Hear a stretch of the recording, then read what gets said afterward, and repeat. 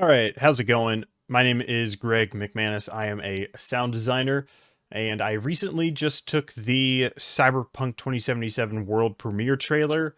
I took a chunk of that and did a resound design of it. And right now I'm just going to sit down and show you a quick overview of just one of the scenes. There's a bunch in this actually in this entire thing. There's many scenes, but I'm only just going to go over one, but you can see all of them right there. That all happens in about 20 seconds or something like that, 25 seconds. So, but this scene right here, this is right here, this scene. So let's go ahead. Actually, here, before I do that, let's listen to the scene and everything that I did just by itself here. There we are. So, first thing that I did for all of the scenes was do the ambience. And this one in particular was interesting. I tried to do this for nearly all the scenes in this trailer, but in this one, if we look, we're just going to kind of go near the end where it's most panned out. If we look at kind of like what's happening in this, is it looks like this guy and this guy are doing some type of deal for this robot. There's money on the table on this end, and it almost looks like a demonstration of this robot is about to happen. It starts up, and these two are looking at it. Whatever. It looks like this guy's got 2 guards. This guy also has 2 guards. So definitely looks like there's some kind of deal going on, potentially like gang related. I have no idea.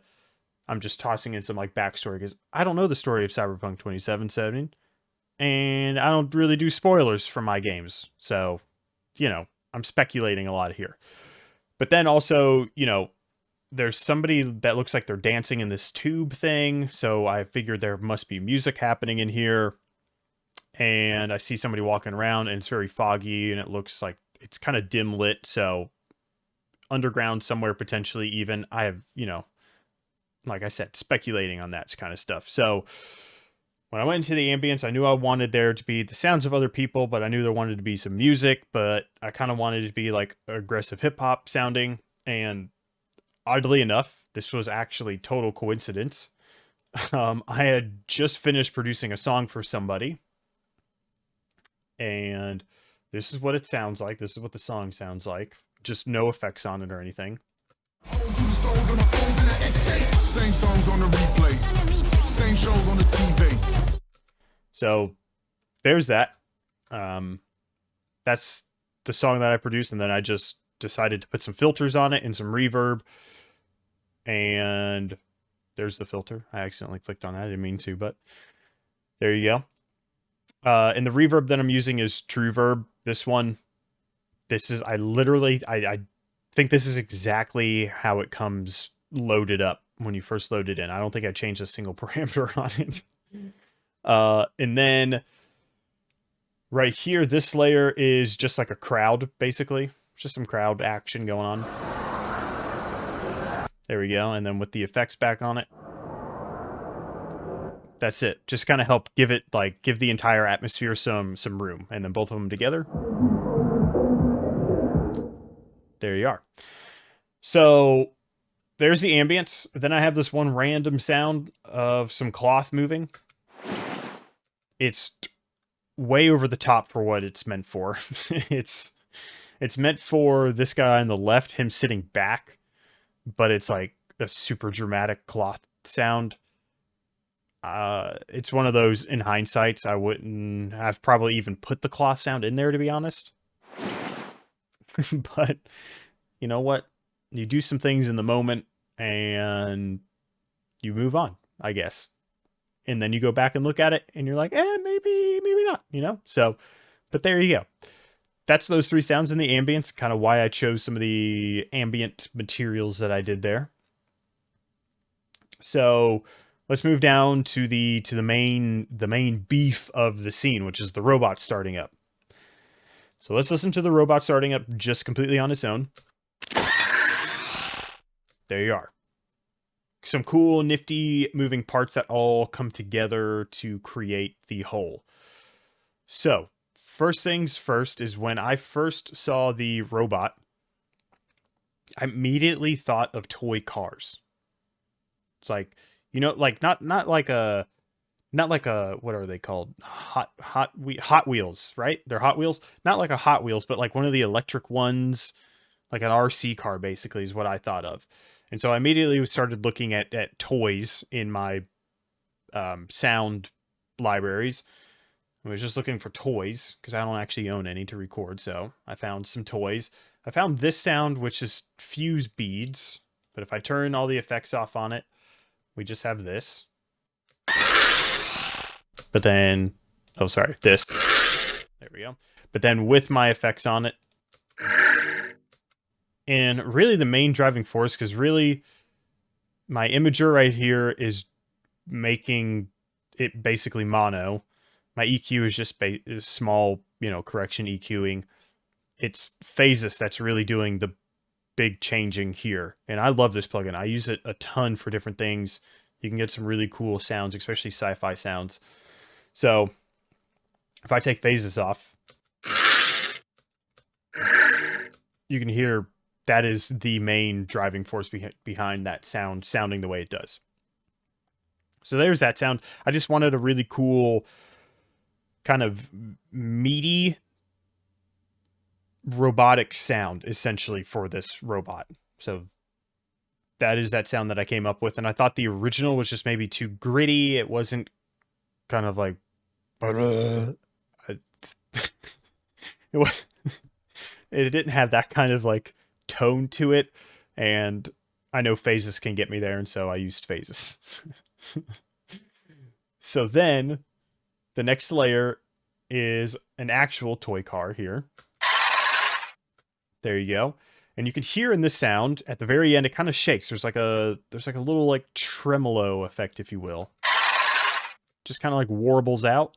And I chose this one specifically because if you look at the robot, it kind of does a little shimmy. I don't want to say that the robot has hips, but I imagine that that's what it's doing, is shaking its hips as it's starting up, loosening up the old hip joints. About to go hit the dance floor or something, I guess. But anyway, that's why I chose this. But yeah, you can see the robot. Check it out. There's a little bit of a shake. So I chose that sound to portray that shake, essentially. Just doing EQing and monoing it out as well there. Then we have this sound. So this sound is kind of a twofold thing that I really like. It helps kind of rev up to the end of the sound, but this is also the robot starting up. And so it is an actual startup sound. It rises in pitch, kind of rises in volume a little bit. And I just thought it fit perfectly for both of those instances, both of those reasons. So that's another reason I chose that sound. Then I've got this sound right here, quick little blip. Boom, that's it. Once again, it's still a toy.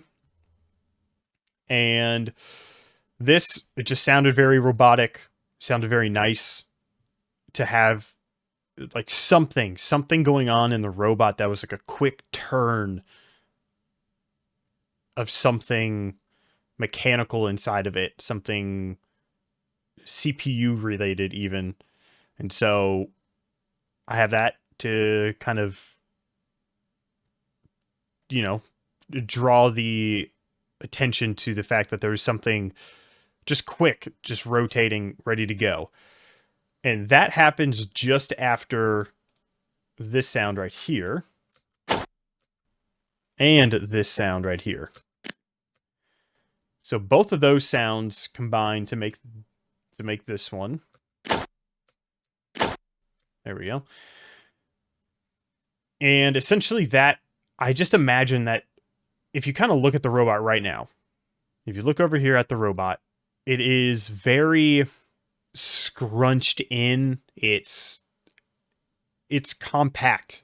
And so I imagine that there is something that is locking it into that place. Otherwise, its joints would be, just flopping out all over the place. So when it starts up, I imagine that whatever it is that is locking everything into place for the robot, it unlocks.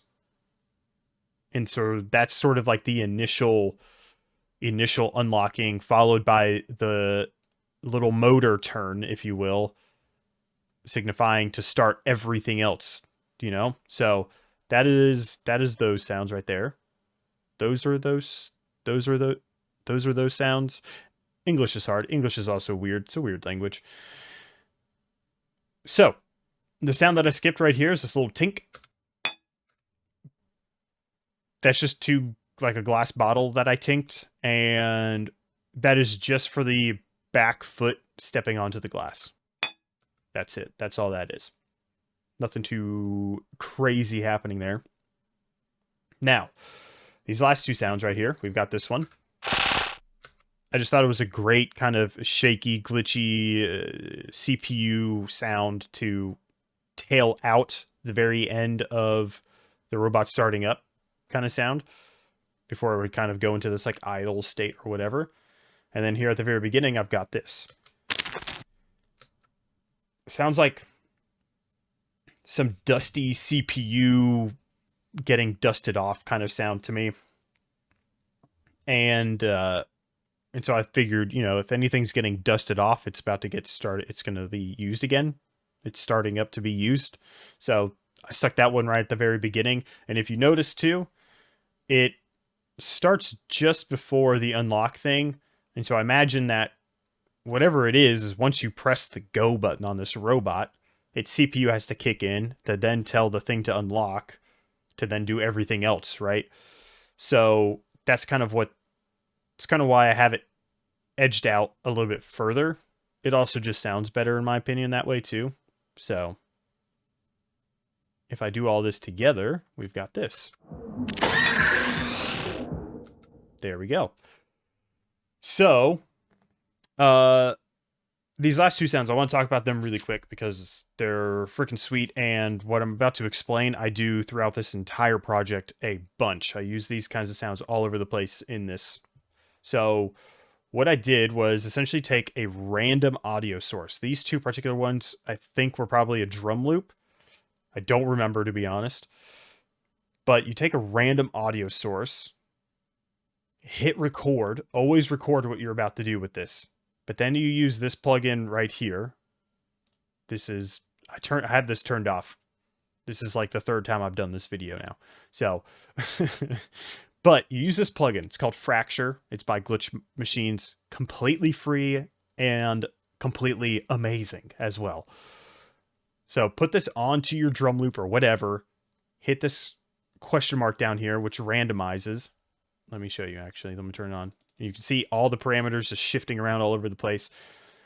And essentially, you just get the craziest, glitchy, robotic sci-fi sounds ever. But you always want to be recording because you never know what you're going to get. So I would hit this thing, you know, 5 or 6 times. Hit record, start to play the drum loop or whatever. Boom, once it's done playing all of its sounds, hit pause, bring the marker back to the beginning of the loop, hit question mark again, do it all over, and then just go through everything that I recorded, found the sounds that I liked the most, and tossed them into what I was working with.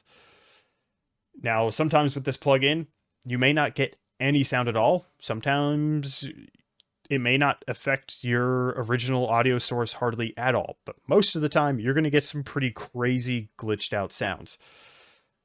So that is that. That is what I did. It's great. You could use it for a bunch of different stuff. I especially know that I'm going to be using it for sci-fi UI sounds. I just think it's going to be perfect for that. But there it is. That is how I created this little gang robot exchange scene. My name is Greg McManus. I appreciate you watching this. Hope you enjoyed it. Maybe you learned something, a new mindset to carry kind of whenever you go into your own sound design.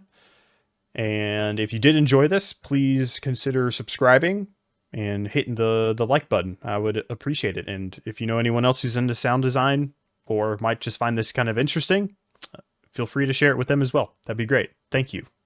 Enjoy the rest of your day.